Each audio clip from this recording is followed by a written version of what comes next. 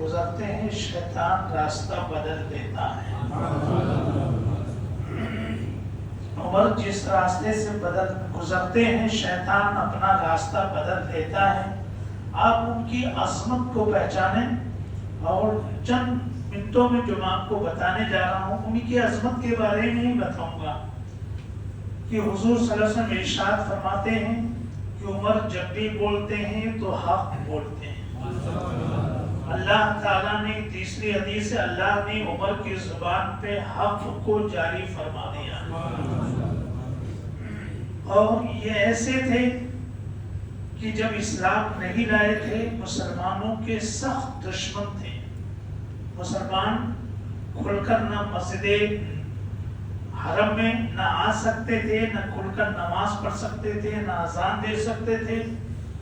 ایک دن اللہ کی قدرت کو رحم آیا اور حضور صلی اللہ علیہ وسلم نے اپنے ہاتھوں کو نماز میں اٹھایا اور یہ دعا مانگی، اللہم اعید الاسلام بعمر بن الخطاب. اے اللہ مسلمانوں کی اور اسلام کی عمر کے ذریعے مدد فرما.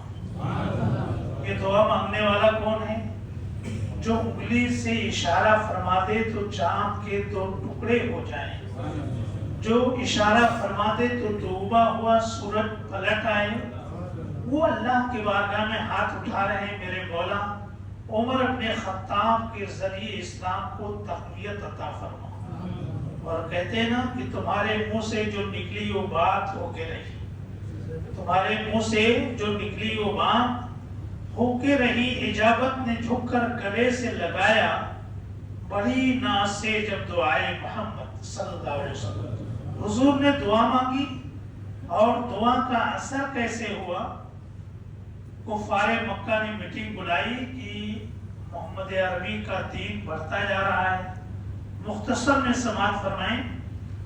لوگوں نے کہا ایسا کیوں نہیں کرتے کہ محمد عربی کو معاذ اللہ ہم قتل کر ڈالیں تو نہ وہ رہیں گے نہ ان کا دین رہے گا.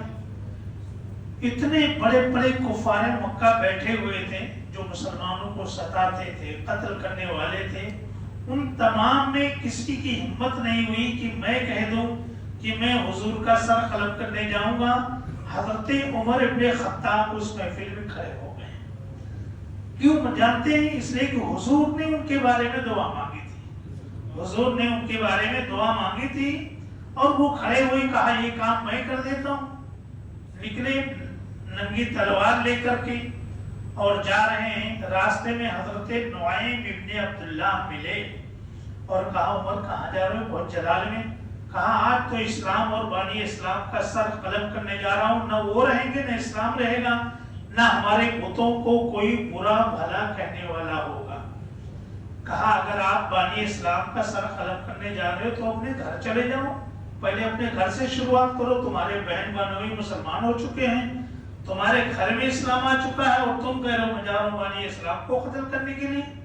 جب سنا لوٹے گھر کی جانب. کیا دیکھا؟ وہاں پر قرآن پڑھنے کی آواز آ رہی ہے. قرآن پڑھنے کی آواز آ رہی ہے. دروازہ کھٹکھٹایا. حضرت خباب جو قرآن پڑھا رہے تھے، سکھا رہے تھے، اور سارے صحابہ کو قرآن نہیں آتا تھا. کچھ صحابہ کرام تھے اولے مہاجرین جن کی بات کر رہا ہوں، جن کو پڑھنا پڑھانا آتا تھا تو وہ سکھانے کے لیے گئے تھے. جب سنا کہ حضرت عمر آئے ہیں چارپائی کے نیچے چھپ گئے. بہن نے دروازہ کھولا. کہا معاملہ کیا ہے؟ بے تحاشا مارنا شروع کیا. کہا میں نے سنا ہے تم نے اسلام قبول کر لیا ہے. خون گرنے لگا سر سے. تو بہن نے کہا عمر جس ماں کا دودھ تو نے پیا ہے اسی ماں کا دودھ ہم نے بھی پیا ہے. سن لو، کان کھول کے سن لو کہ ہاں ہم نے اسلام قبول کر لیا ہے. جب یہ کہا تو حضرت عمر کا جلال تھوڑا کم ہوا. اچھا وہ کتاب تو لاؤ جس کتاب کو تم لوگ پڑھتے ہو مسلمان ہو جاتے ہو. کہا اسے کوئی ناپاک آدمی چھو نہیں سکتا ہے. نہایا انہوں نے نہایا اور حضرت خباب رضی اللہ تعالیٰ باہر نکلے. انہوں نے قرآن کی کچھ آیتوں کو پڑھ کے سنایا اور وہ عرب تھے، عربی جانتے تھے. جیسے ہی قرآن کی آیتوں کو پڑھ کر کے سنایا، کہاں چلے تھے قتل کرنے کے لیے؟ انہوں نے کہا چلو مجھے دربار محمدی میں لے کر چلو. حضرت خباب رضی اللہ تعالیٰ عنہ کہتے ہیں مبارک ہو اے عمر، تمہارے لیے مبارک ہو کہ حضور اکرم نے کل ہی تمہارے لیے رب سے دعا کی اور اللہ تعالیٰ نے تمہارے دل کو نرم فرما دیا۔ یہاں کہنے کا مطلب یہ ہے، اس کے بعد میں آگے چلتا ہوں کہ قرآن کی چند آیتوں کو سنا، کفر جو ہے آنکھوں کے ذریعے بہنے لگا۔ آج ہمارا حال یہ ہے کہ قرآن ہمارے گھر میں ہے، ہمارے بچے پڑھتے ہیں، ہم پڑھتے ہیں، پورا معاشرہ پڑھتا ہے، نہ کوئی تبدیلی آتی ہے، نہ کوئی چینجنگ آتی ہے، نہ ہمارا دل نیکیوں کی جانب جاتا ہے۔ گویا کہ ہمارے قرآن پڑھنے میں کہیں نہ کہیں کمی ہے۔ اس کی وجہ ہے ہم نے قرآن کو سمجھا ہے ثواب کی کتاب، قرآن پڑھیں گے ہم کو ثواب ملے گا۔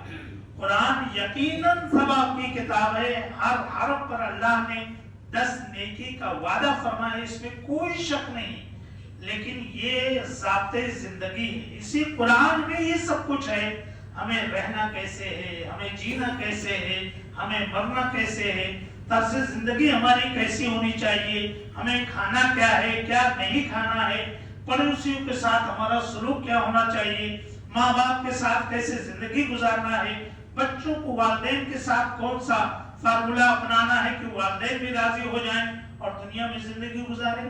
اس قرآن میں سب کچھ ہے، لیکن ہم نے قرآن کو پڑھنا صحیح معنوں میں سیکھا ہی نہیں۔ سوال اس بات کا ہے، ضرورت اس بات کی ہے آپ قرآن سے قریب ہو، قرآن کو سیکھو اور سکھاؤ۔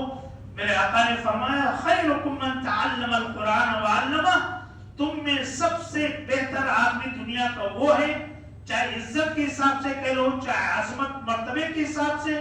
یہ حضور نے فرمایا خیرکم من تعلم القرآن وعلمہ، تم میں بہترین آدمی وہ ہے جو قرآن کو سیکھے اور قرآن کو سکھائے۔ ضرورت ہے آپ اپنے آپ کو بہترین لوگوں کی صف میں لے کر کے آئیں اور قرآن کو سیکھیں۔ پہلے جیسے دل موم ہو جاتے تھے، انشاءاللہ آج بھی ہمارے دل موم ہوں گے، لیکن شرط یہ ہے کہ ہم محبت سے معانی کے ساتھ تفسیر کے ساتھ قرآن کو پڑھنا سیکھیں۔ بہرحال حضرت عمر فاروق رضی اللہ تعالیٰ عنہ نے کہا مجھے دربار محمدی میں لے کے چلو۔ حضور اسلام زید ابن ارقم کے گھر میں خاموشی سے اسلام کی تبلیغ کر رہے تھے۔ حضرت امیر حمزہ رضی اللہ تعالیٰ عنہ کچھ دن پہلے ہی مسلمان ہوئے تھے۔ جب آپ کو لے کر کے آپ کے بہنوئی لے کر چلے تو حضرت ارقم رضی اللہ تعالیٰ عنہ نے دروازے میں سوراخ جو تھا اس سے دیکھا، کہا یا رسول اللہ عمر آ رہے ہیں۔ تو حضرت حمزہ نے کہا عمر آ رہے ہیں اگر بری نیت سے آ رہے ہیں، جو تلوار ان کے ہاتھ میں اسی تلوار سے ان کا سر مار دیا جائے گا، اور اگر اچھی نیت سے آ رہے ہیں تو سبحان اللہ۔ دروازہ کھٹکھٹایا گیا، گئے اور قدموں میں سر رکھا، مشرف اسلام ہو گئے۔ آپ دیکھیں دعاؤں میں اثر کتنا ہوتا ہے۔